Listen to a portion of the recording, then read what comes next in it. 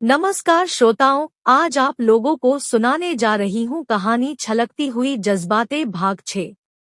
सभी लड़कियां कहने लगी, मास्टर जी के कहे अनुसार तो हमारे लिए स्कूल के अंदर बंदोबस्त होना चाहिए था, मगर यहाँ पर तो देख रही हूँ कि हमारे लिए भी टेंट लगाए गए हैं। चलो कोई बात नहीं, जहाँ पर जगह मिल जाती है वहीं पर समय गुजर लेंगे। सुलोचना अपने कानों से उनके बातों को सुनकर भी अनसुना करते हुए चुपचाप रही और सोचने लगी, क्या फर्क पड़ता है चाहे टेंट में रहें या स्कूल में। परंतु विदिशा जवाब में कहने लगी, मास्टर जी तो मुझे बताया कि इसी टेंट में जगह बनाए गए और सामान भी तो यहाँ पर पहुँचाए गए। हम तो यहाँ पर आराम करते रहेंगे, बाद में देखी जाएगी। सुलोचना मोहन के ख्यालों में खो गई है।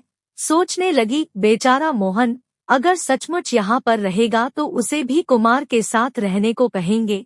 अच्छा तो यही होता कि वह बार बार घर में जाने के बजाय यहाँ पर रह जाता, उसका समय काट जाता और हमारा भी। परंतु क्या वह ऐसा करेगा? पूरा दिन हमारे साथ रहेगा तो हम सब मिलकर खूब बातें करते रहेंगे। मैं तो यही चाह रही थी। शायद वह भी यही चाह रहा था, परंतु वह कह नहीं सका। क्या पता उसके मन में क्या था। बिल्कुल सच्चा है, बहुत भोला है।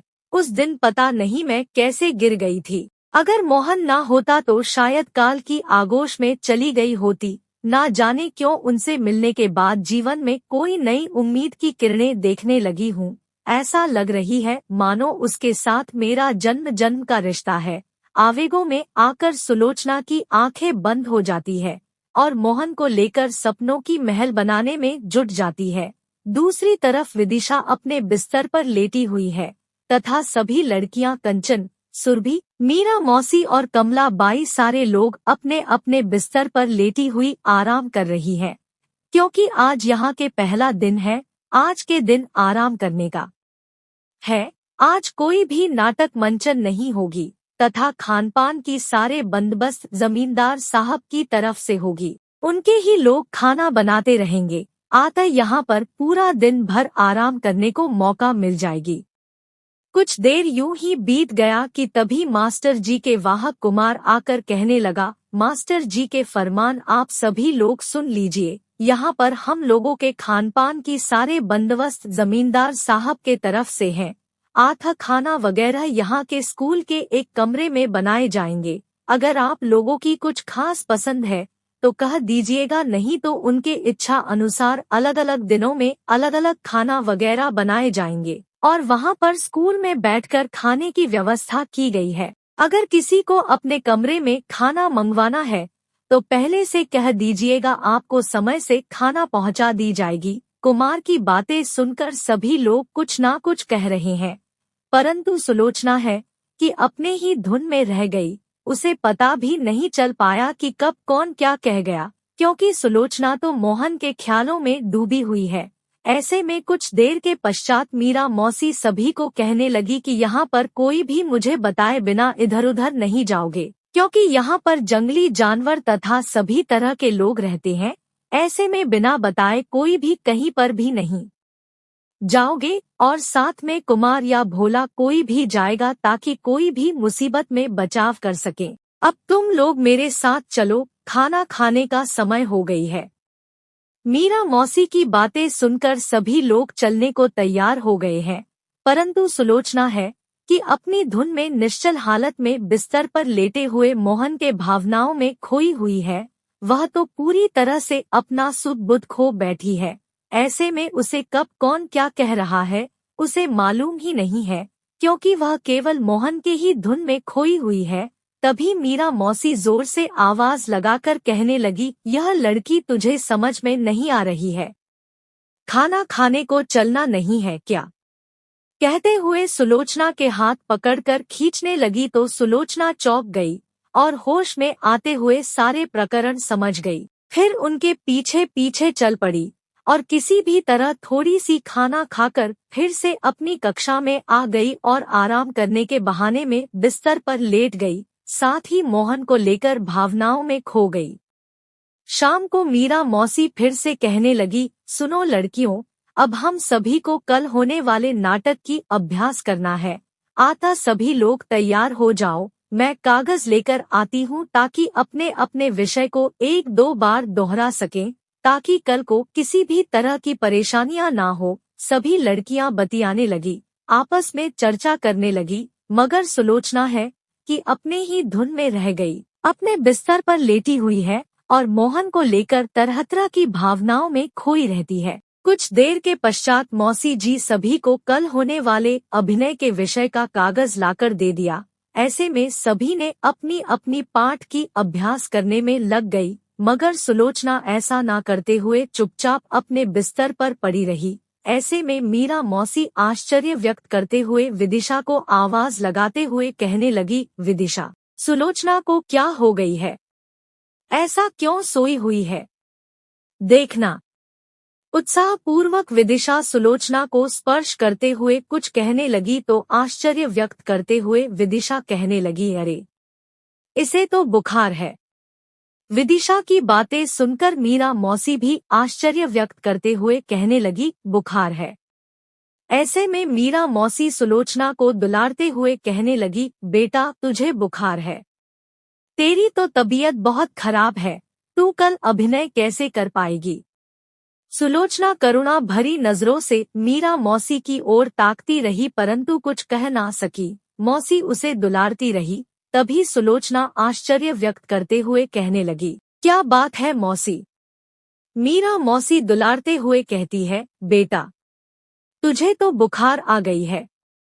धीरे से सुलोचना कहती है, नहीं मौसी, बुखार तो नहीं है, पर तबीयत थोड़ा खराब लग रही है। मौसी जी सांत्वना देते हुए कहती है, हाँ बेटा, मैं भी यही कह रही हूँ, तेरी तबीयत खराब है तो कल को अभिनय कैसे कर पाएगी?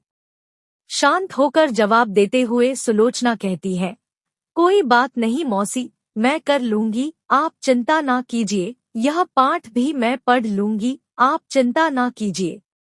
रात गुजर गई, मन ही मन सुलोचना मोहन की यादों में खोई सी रह गई और जब सुबह हुआ तो सोचने लगी, क्या सचमुच मोहन आएगा? ऐसा तो नहीं कि वह भूल जाएगा। उसे देखे बगैर पता नहीं क्यों मुझे एक पल भी अच्छा नहीं लग रही है। ना जाने उसमें ऐसा क्या है कि उसकी आकर्षण मुझे अंदर ही अंदर भावुकता में भर देती है और ऐसा लग रही है कि उसे देखे बगैर एक पल भी अच्छा नहीं लग रही है। अगर वह नाटक शुरू होने तक नहीं पहुंचा तो शायद मेरी मन नाटक से भटक जाएगी। अगर ऐसा हुआ तो मास्टर जी क्या कहेंगे, मौसी क्या कहेगी और लोग क्या कहेंगे? जब तक मैं छोटी थी तो भूल होने पर बहुत बार मुझे माफ कर दी गई, परंतु अब तो मैं बड़ी हो गई हूँ, अब तो फिर से भूल करना, ऊपर से पूरे जीवन भर वही अभिनय करते रहना है, वही पाठ बार बार दोहराते रहना है। ऐसे में अगर गलती हो गई तो बहुत लज्जाकर बात होगी, मगर मैं क्या करूं? मेरा मन तो मोहन के ख्यालों में उलझी हुई है। अगर समय रहते वह आ गया तो शायद मुझसे कोई गलती नहीं होगी। ऐसे में भगवान से प्रार्थना करते हुए कहती है, हे भगवान, तुमसे प्रार्थना करती हूँ कि मोहन को समय से पहले यहाँ पर पहुँचा देना ताकि मेरी इज्जत बची रहे। मोहन को लेकर भावनाओं के बीच तथा दिन भर की व्यस्तता के बीच धीरे धीरे शाम होती चली गई और जैसे जैसे समय बीतता गया वैसे वैसे सुलोचना की दिल की धड़कनें भी तेज होती चली गई। सुबह उठकर मोहन जल्द से जल्द तैयार होने लगा और मन ही मन सोचने लगा, सुल्तानपुर यहाँ से बहुत दूर है, ऐसे में रोज रोज घर से आना जाना बहुत मुश्किल होगा। ऐसे में मुझे वहीं पर डेरा जमा लेना होगा। क्यों ना पूरे 15-20 दिनों के लिए कुछ सुखी हुई कोई खाना वगैरह घर से लेकर साथ में रख लिया जाए, ताकि वहां पर 2-4 कोष की सवारी को इधर से उधर करते करते दिन गुजर जाएगा और अपने पास रखे खाना को खाकर समय गुजर दूंगा। फिर अंधेरा होते ही नाटक शुरू हो जाएंगे। वैसे भी वहां पर मेले में भी तो दुकानें बहुत से होंगे, संवारी से तो पैसा वगैरह मिल ही जाएंगे, उसी से कुछ ना कुछ खरीद कर खा लूंगा। ऐसे में ज्यादा कुछ साथ में ले जाने की जरूरत भी नहीं है, थोड़ा कुछ मिल जाएंगे तो बहुत है। 15-20 दिन की तो बात है, सोचते सोचते मोहन तैयार होने लगा। तभी उसे याद आ गया कि सुलोचना ने बिट्टू को भी साथ में लेकर जाने को कह रही थी, मगर बिट्टू तो अभी बहुत छोटा सा लड़का है, इतना भीड़ में उसे कैसे संभालेंगे, छोटा सा बच्चा है।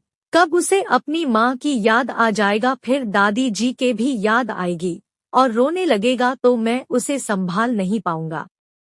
ऐसे में उसे साथ ना लेकर जाना ही ठीक रहेगा। समाप्त। कहानी के अगले भाग के लिए हमारे साथ बने रहिए। धन्यवाद।